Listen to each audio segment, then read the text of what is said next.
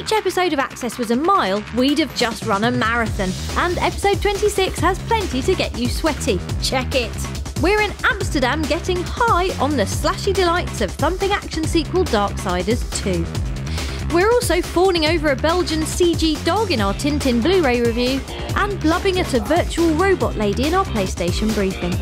First up though, it's Blades at the ready for our stab-happy Game of the Week, Ninja Gaiden 3.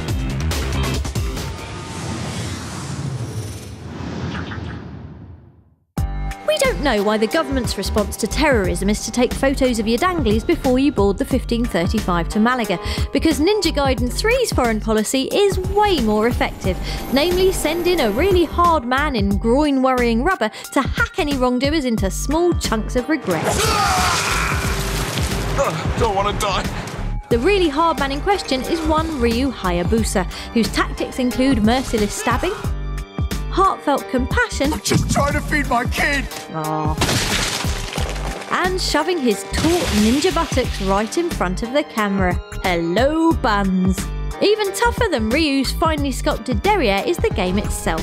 Ninja Gaiden 3 has retained the notoriously hardcore leanings of previous titles and will wallop you in the thumbs if you don't come prepared. And quite a lot of the time when you do.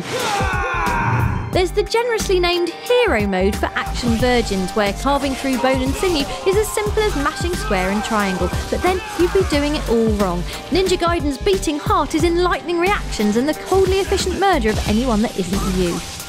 Handily, when it comes to offing terrorists, Ryu has more than a few tricks stuffed down his unitard. Firstly, he can do this, which as you can see is just really brilliant, but even better are his abilities to bounce between walls like a mega-thighed grasshopper, twang enemies into a red paste using this chunky bow and arrow, and shoot a massive fiery dragon out of his hands. Enemies range from simple sword fodder like these gun-loving cockney grunts, to the amazing, the brilliant, the wonderful... Let's dispense with the introductions, shall we? Fine then, die. The action never lets up, with a variety of fighty playgrounds taking you from sodden London to the scorching Rub al Khali desert, and a combat system that's deep, violent, and when you nail it, thrilling like a big bloody roller coaster. Ninja Gaiden 3 bears its steel on March the 23rd, and we recommend it like donning squeaky spandex and creeping up on a bloke with a rocket launcher. Surprise!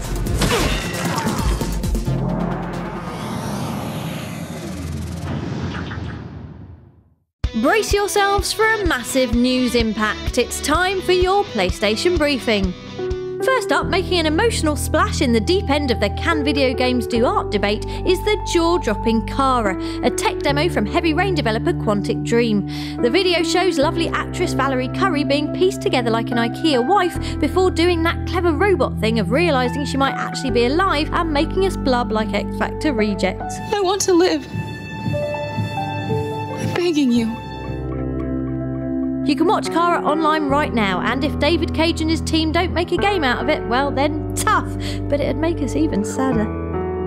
Thank goodness then for Namco Bandai's cheery upcoming lineup, which features driving through walls, rocket-spewing mechs, and shooting things while upside down. Here's Namco's Peter Oliver to give us the lowdown. I think the reason why the lineup's so exciting is because it's all very, very different from each other. You've got Ridge Racer Unbounded, a really great, fun arcade racer, Armored Core 5, one of the very few really high-quality mech games around at the moment, and Inversion, which is a really different take on the third-person shooter genre.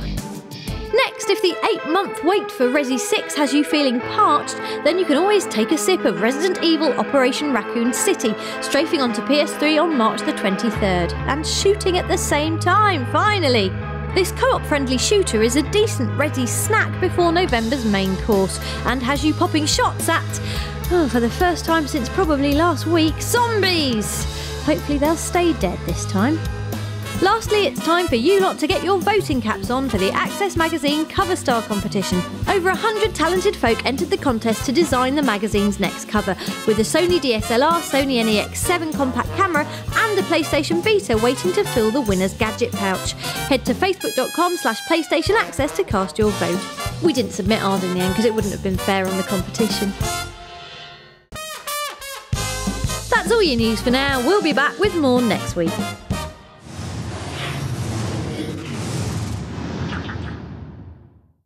Right then, lovers of all things digital, you're up. It's our rundown of PlayStation's best on the store. Screeching onto PSN and PlayStation Vita this week is the MotorStorm RC Pro-Am expansion pack. I know, already! Which comes loaded with 16 new challenges, 8 new vehicles and 4 new tracks to test them out on.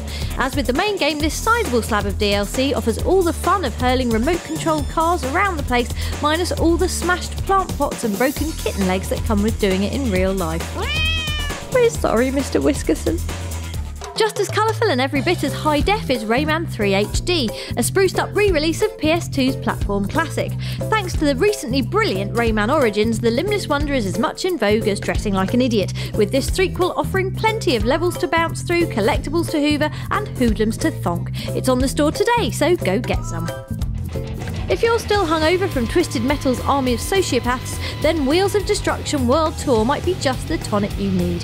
This download-only title brings the win by pinning the focus on guns, cars, and guns on cars. And it's also got massive concrete playgrounds and lots of explosions.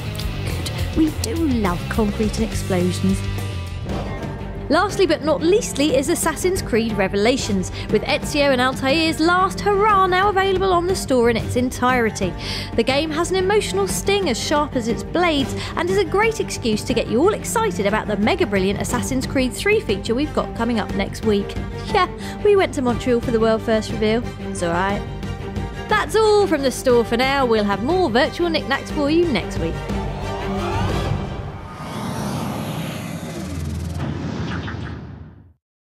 The thing about turning Tintin into a big blockbuster is that he's 11 years old and you only see one side of his head.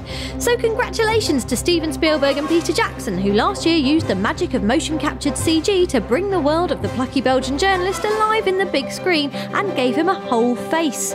A face you can now buy on Blu-ray, along with the rest of the film. They also gave him a stonking great adventure that looks pretty incredible, with a crazy level of detail that even extends to the ruffled fur of the ever-dependable Snowy. Not the sandwich. The keys. The only downside to the film is that it's all but Uncharted 3, what with Tintin finding himself on a boat, on a plane, in a desert and racing through a bustling sandstone village, all without being as handsome as Nathan Drake and without us being in charge of all the shooting.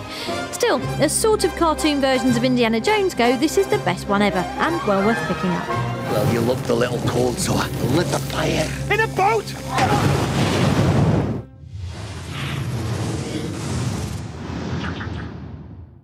Access All Areas this week comes to you from Europe's capital of moderation. It's Amsterdam!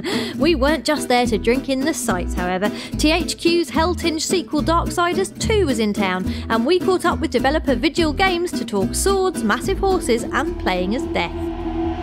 Well, this time around in Darksiders 2, Death has the ability to run up walls. You can also run along them horizontally, both of which you can only do for a short period of time. You know, we did look at the incarnations of Death, you know, the traditional Reaper type character in a hooded cloak. So we have the Reaper attacks that the Scythe can do.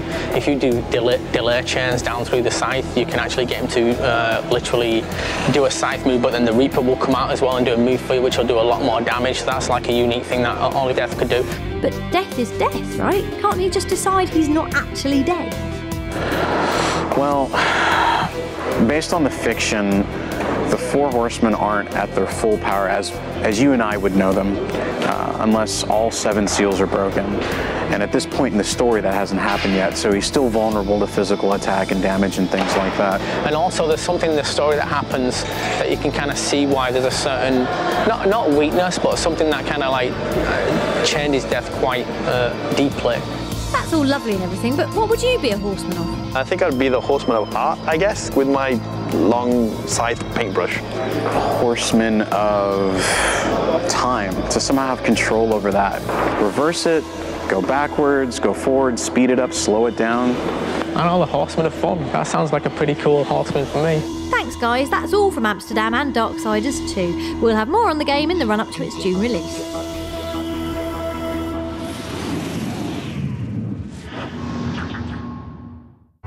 He might have 6 arms, glowing eyeballs, and the strength of a meteor, but Asura from cinematic cracker Asura's Wrath still enjoys the simpler things in life, like relaxing in hot springs, knocking back shots, and staring incredulously at impossible physics. Why are we showing you this? Because there's a sharp life lesson to be learned. Namely, you can look at impossible physics, but you can't touch impossible physics, or else you get decked by a man with impeccable stone buttocks.